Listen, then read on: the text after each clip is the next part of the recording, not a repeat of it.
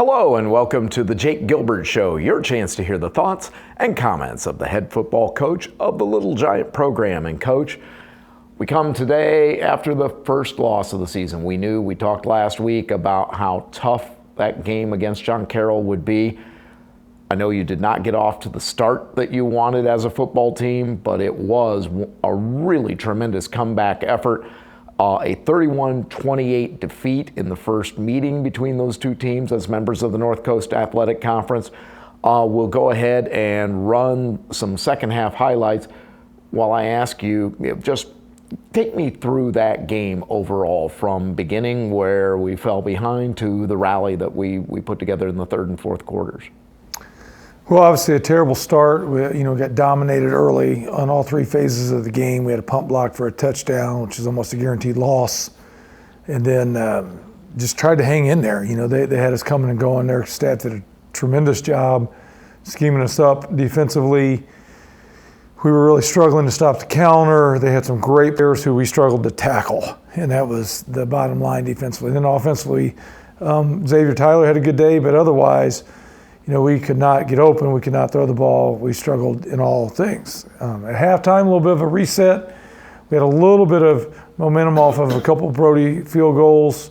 As you can see, there's 28-6, and they scored. And then finally, we started to make some plays and get some stuff together, starting right here with this strip sack from Carson Fox. And this was a real catalyst. So you can see we're into the fourth quarter, 10 minutes left. Hadn't done a whole lot offensively up to this point. We were starting to play much better defense in the second half. I think we held them like 66 yards total in the second half. I'm sure they were playing not to lose a little bit, but they're on their heels. However, we did play pretty well in the second half once we made some adjustments and did a little bit better with their shifts and motions. But this play right here was really, like I said, the catalyst to get us going. We were able to, a great hustle play here by Carrick Johnson to recover the ball, give our offense the ball in short field, and we turned this into a touchdown right here.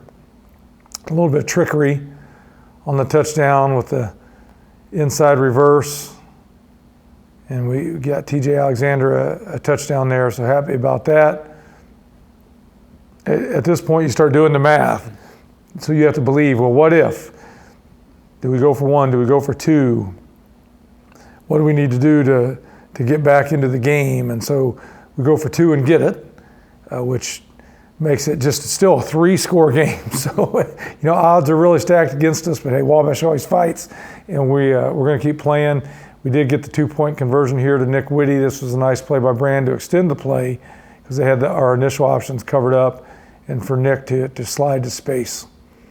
So 31-14, maybe still looking a little bit bleak here, but we believe, and so it's going to take a lot, but 3-score game, we got to start by stopping them on defense, which we did. Brand does a great job spinning out of trouble right there. Deep shot, we've done a great job with contested catches this year, so that is a skilled play, not a great scheme, but TJ going up and getting the ball, catching it in traffic. Great play by Brand Campbell to avoid someone who really had him dead to rights. We get down a little closer, finally punch it in here. So again, we're at about 4.5 minutes left. Brand does a good job running it in from 1 or 2 yard line and pass first option, but Brand just scrambles to get the touchdown from 2 yards out. So now it's a little more interesting, 31-21. At this point, I felt like we had the onside. We really debated, should we kick away? We're playing well on defense, but the clock is your enemy. And so we had kicked away and got a stop back at that 10-minute mark. Really felt like we better try an onside. We did. We did not get it. They got the ball at midfield. We stopped them. So big 4th down stop by Samuel Pariah. And, we took over with pretty good field position here, but not much time left. So you can see now we're under 2 minutes. They'll come back on 4th down to convert to Cannon. So Cannon Chase with the big catch there. We go to bunch down here on the bottom side, and somehow, some way, we slip loose. So Nick Whitty with the big touchdown here with under 2 minutes. We get the PAT, so now it's 31-28. So we definitely believe now it's a 3-point game. Problem was we had 2 timeouts. Unfortunately, we had to use the timeout earlier in the half. So we had 2 timeouts. We tried the onside again, unsuccessfully. But a good look at the touchdown here to Nick. Beautiful pass. They lost him with the switches that we had through the bunch formation right there. But that was an enormous play in the game. Really good game by Nick. And then, we onside again. We didn't get it. We stop them. Third down. The second down, they got us on some misdirection. So it was 3rd and about 2. And we were out of timeouts. They let it tick all the way down. They got about 2.5, 3 yards. And then that was all she wrote. So we were unable to stop the clock at that point. But we honestly had a great chance. Even if we stopped them there with no time, they would have to punt. Now we would have to go about 80 yards with, about 20 seconds at best. So it would have been nice to have that other timeout. It would have been nice to do a couple other things. In the end, when you look at a 3-point game, you question so many things. One time we got the ball into the red zone. We went backwards. We ended up settling for 3. Gosh, if we can punch that in and get 7. Any one of those touchdowns that they score, if we can hold them to 3 instead of 7. If we create one more takeaway, there was a play earlier in the game that we thought was a fumble. They ruled an incomplete pass. We had a similar play. They ruled that one a fumble. Those plays, it's just a game of inches, like they say. If any opportunity goes our way, maybe we do have a chance to win this game at the end. But ultimately, the part we're in control of is how we start the game. We started the game in a pretty wretched fashion, giving up a touchdown, 3 and out, got a stop, 3 and out for our offense again, second time, and then pump block for a touchdown. And so 14-0 at the end of the first quarter was not exactly our plan. So above all, we could have done better in some of those areas. I know when we joined the North Coast Athletic Conference, people talked about, you're going to have to learn about the physicality of some of these teams. And we found out the first time we stepped on the field with Wittenberg that we were going to have to raise some things to a different level.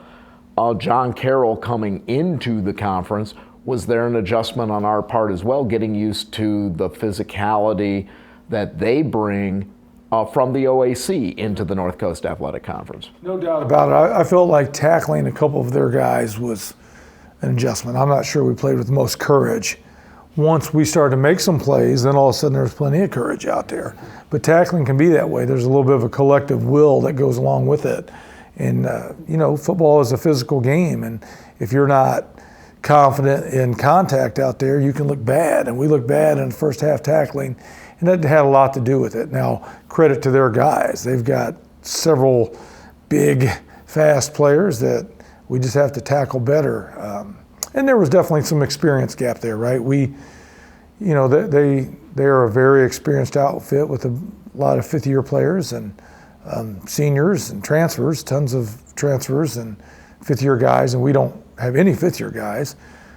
So our guys just have to grow up and get physically better, physically stronger, physically faster to tackle the kind of players that John Carroll is going to have and to block the kind of players they're going to have. So kudos to them. Our focus needs to be on improving ourselves. What has the attitude been like in meetings and in practice here these first couple of days getting ready for this week's game against Ohio Wesleyan? Yeah, it's kind of a tough game. It's mixed because we did do a great job fighting back at the end. And a lot of people have reached out and said the obvious, which is true. Man, you guys really stunk in the first half, but what an amazing comeback. And, proud of the resiliency and the effort, and always means always. Wabash always fights. All of it is true.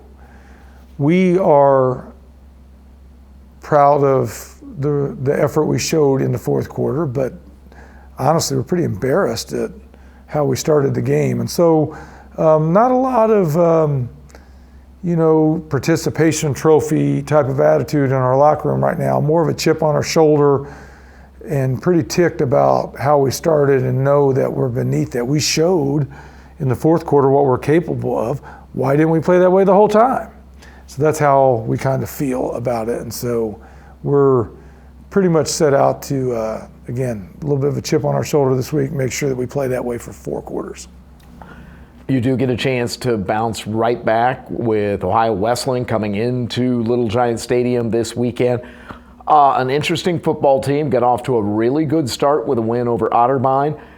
They found it a little tougher going, have lost their last 3. They have a junior quarterback that is their starter, but they also have a familiar face and a transfer that we've seen when he played at the College of Worcester, and that's Chandon Lee, who is a senior, and he has seen some action.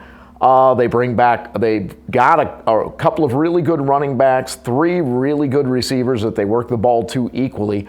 What kind of things will we expect to see from them on offense on Saturday? I think they have a good offense. I really do. Both quarterbacks are similar. Both can run.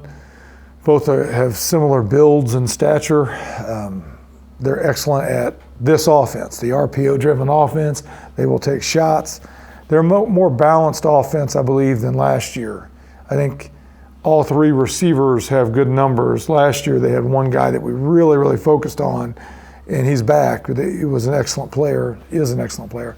So a little more balance. I think we're going to have to defend the entire field, everything from screens on the perimeter to deep shots. They run the ball. If I were them, I would run some counter and misdirection based on the last game against us, and they've done that well. So some inside zone, but I like their offense. They're scoring a lot of points, and I feel like that's the biggest challenge of this game is for us to defend them. Defensively, what will you expect to see from them? Yeah, they will bring some pressure. We have not seen maybe as much pressure as maybe what we'll see Saturday. I don't really know that, but we'll get an opportunity to stand up to some pressure if they bring it as much as they've shown on film. I think their linebackers are really good. I just think those guys run well. They run to the ball hard. Pretty impressed with how hard those guys pursue. In the secondary, we're going to see some versions of quarters and cover 3 like we see a lot from a lot of teams. But we'll see maybe more even front, 4-man front from these guys than some of the teams that we've played. We've seen a whole lot of odd front so far this year. So it'll be a defense that's honestly more like our defense than the other teams we've played. As defenses continue to prepare for your team, how key was it Saturday, and how key is it to have a player like Nick Whitty, who's not in that regular rotation of wide receivers, but got an opportunity and just stepped up and made big plays for you?